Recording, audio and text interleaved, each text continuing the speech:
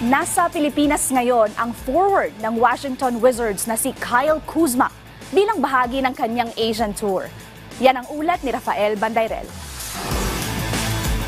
Hindi pinalampas ni Kyle Kuzma ng Washington Wizards ang pagkakataong bumisita sa Pilipinas na isa sa mga pinakamalaking basketball hotspot sa Asia. Dumalaw ang one-time NBA champion sa bansa para sa kanyang Kuz Manila 2024 Asia Tour.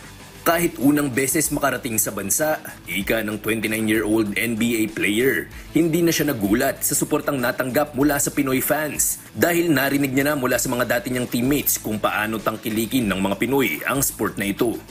I mean, I didn't expect that many people, but I expected it to be pretty crazy.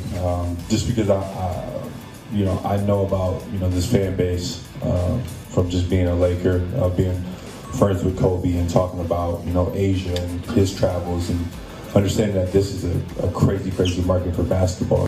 Nang tanungin naman si Kuzma kung anong kinasasabik niyang ma-experience sa Pilipinas, sabi niya, chicken adobo.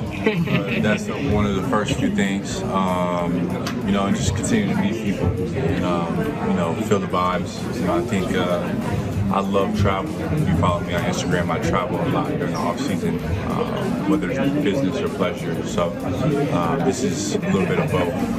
Samantala, nagsagawa rin ng basketball clinic si Kuzma sa Quezon City kung saan dose-dosenang mga batang manlalaro ang nagkaroon ng pagkakataong matuto mula sa NBA standout.